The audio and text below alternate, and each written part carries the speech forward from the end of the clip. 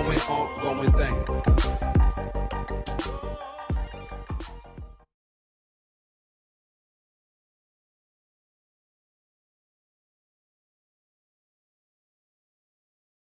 Assalamualaikum warahmatullahi wabarakatuh.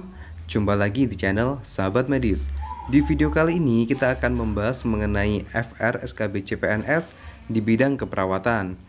Tapi sebelumnya, buat teman-teman yang baru gabung di channel ini, jangan lupa untuk dukung channel ini dengan cara klik tombol like, subscribe, dan nyalakan lonceng notifikasi agar teman-teman tidak ketinggalan update video terbaru dari channel ini.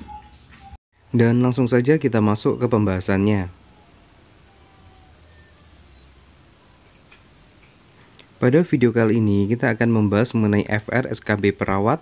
Di antaranya, yang pertama, balance cairan pada pasien. 2. Posisi pasien dengan cedera kepala. 3. Pengompaan data pengkajian. 4. Metode perpindahan panas saat demam.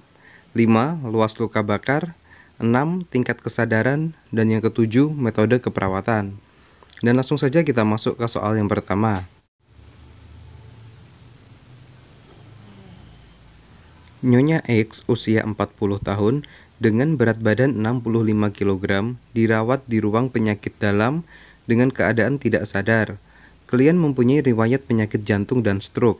Hasil pemeriksaan, tekanan darah 90/60, nadi 60 kali per menit, RR 20 kali per menit, dan suhu 37,2 derajat Celcius.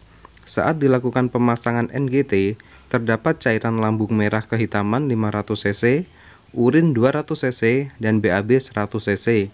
Pasien mendapatkan terapi infus 2000 cc, transfusi PRC 250 cc, dan terapi antibiotik yang didripkan ke NaCl 500 cc per 24 jam. Pertanyaannya, berapakah balance cairan Nyonya X? A. 1000 cc, B. 1100 cc, C. 1200 cc, D. 1300 cc, atau E. 1400 cc.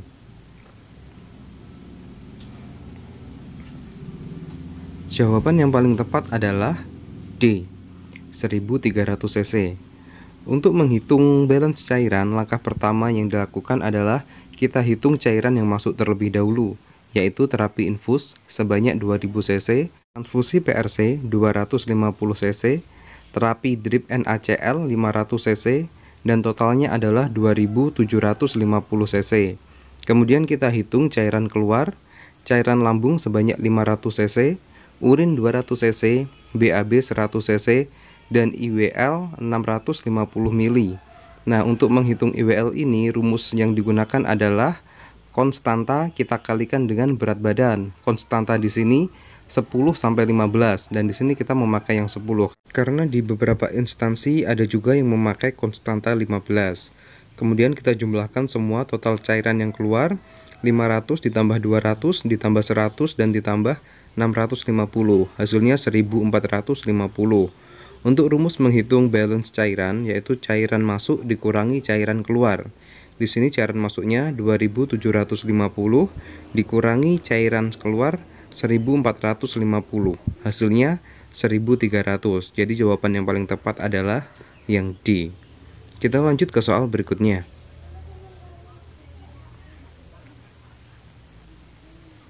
Berikut ini adalah posisi yang dianjurkan untuk pasien dengan cedera kepala adalah A. Head up 30 derajat, B. Prone position, C. Lateral position, D. Tendenberg, atau E. Lithotomy. Dan jawaban yang paling tepat adalah A. Posisi head up 30 derajat.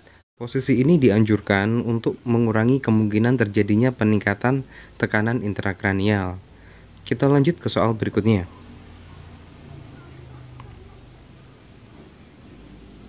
Perawat ruangan melakukan pemeriksaan tanda-tanda vital yang meliputi tekanan darah, nadi, suhu, RR pada pasien. Termasuk ke dalam kelompok data apakah pemeriksaan perawat tersebut? A. Data primer, B. Data sekunder, C. Data subjektif, D. Data objektif, atau E. Bukan salah satu di atas.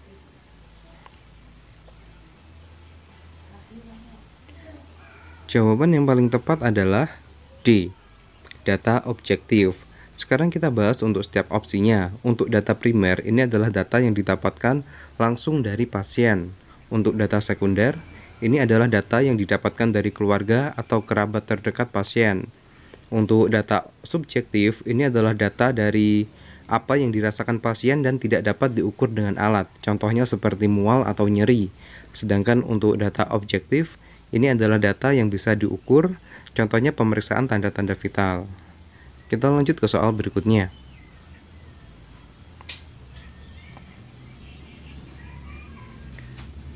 Perawat Nadia bekerja sebagai perawat pelaksana di ruang anak.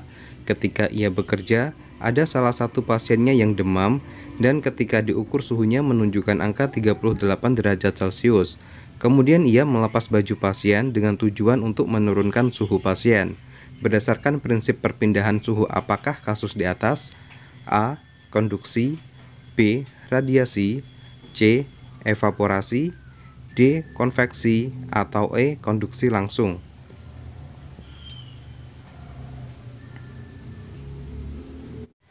Dan jawaban yang paling tepat adalah B. Radiasi. Berikut ini adalah penjelasannya.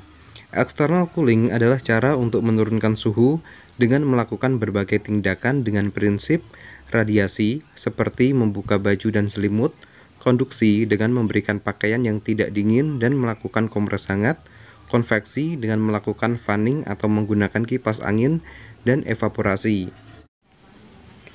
Berikut ini adalah proses kehilangan panas yang sering dialami oleh bayi. Yang pertama adalah dengan radiasi atau memancar. Panas tubuh bayi memancar ke lingkungan sekitar yang lebih dingin. Misalnya bayi diletakkan di ruangan yang dingin atau bayi dibiarkan telanjang. Kemudian yang kedua, evaporasi atau menguap. Panas tubuh bayi menguap bersama cairan atau air ketuban yang membasahi kulit. Misalnya bayi tidak dilap setelah lahir. Kemudian yang ketiga, konduksi atau merambat. Panas tubuh bayi merambat dari kulit tubuh bayi ke permukaan yang lebih dingin. Misalnya popok basah tidak langsung diganti atau menyentuh bayi dengan tangan dingin. Kemudian yang keempat, konveksi atau mengalir. Panas tubuh bayi mengalir bersama aliran udara di sekeliling bayi. Misalnya bayi diletakkan di dekat pintu yang terbuka atau kipas angin. Kita lanjut ke soal berikutnya.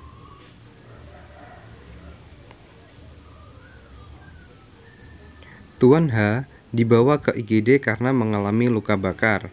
Setelah dilakukan pengkajian, didapatkan data tekanan darah 150/100, nadi 75 kali per menit, RR 24 kali per menit.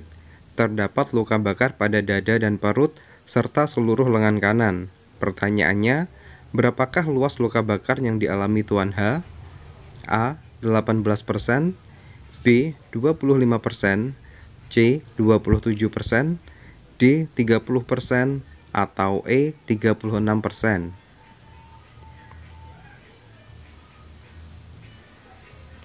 Jawaban yang paling tepat adalah C. 27%. Berikut ini adalah gambar dari Rule of 9. Pada soal diketahui luka bakar pada dada dan perut. Untuk dada, luasnya adalah 9%, perut 9%. Serta seluruh lengan kanan berarti 9%. Jadi 9 tambah 9 tambah 9 hasilnya 27%. Kita lanjut ke soal berikutnya.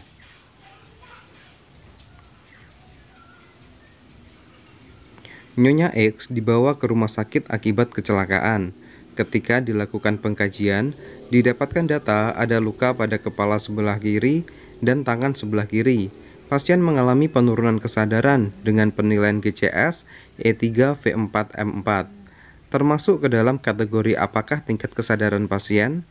A. Kompos mentis, B. Somnolent, C. Apatis, D. Delirium, atau E. Stupor.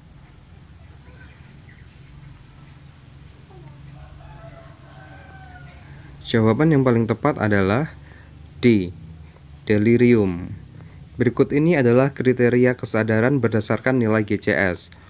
Untuk nilai GCS 14-15 masuk ke dalam kategori kompos mentis. Untuk nilai 12-13 masuk ke dalam kategori apatis. 10-11 masuk ke delirium. 7-9 somnolen. Untuk nilai GCS 5-6 masuk ke dalam kategori sopor atau stupor. Untuk nilai GCS 4 semikoma, dan untuk nilai GCS 3 masuk kategori koma. Kita lanjut ke soal berikutnya.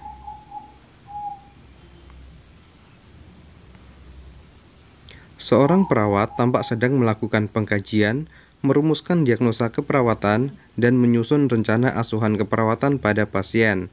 Dalam melaksanakan tugasnya, perawat tersebut dibantu dan mendelegasikan tindakan keperawatan kepada perawat asosiat.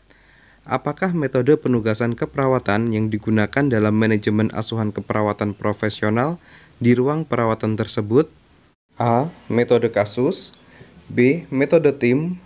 C. Metode keperawatan primer. D. Metode keperawatan moduler. Atau E. Metode campuran. Dan jawaban yang paling tepat adalah C. Metode keperawatan primer. Berikut ini adalah penjelasan terkait metode asuhan keperawatan primer. Metode keperawatan primer adalah suatu metode pemberian asuhan keperawatan di mana perawat profesional bertanggung jawab dan bertanggung gugat terhadap asuhan keperawatan pasien selama 24 jam per hari. Metode ini dikembangkan sejak tahun 1970-an. Tanggung jawab meliputi pengkajian pasien, perencanaan, implementasi, dan evaluasi asuhan keperawatan dari sejak pasien masuk rumah sakit hingga pasien dinyatakan pulang. Ini merupakan tugas utama perawat primer yang dibantu oleh perawat asosiat.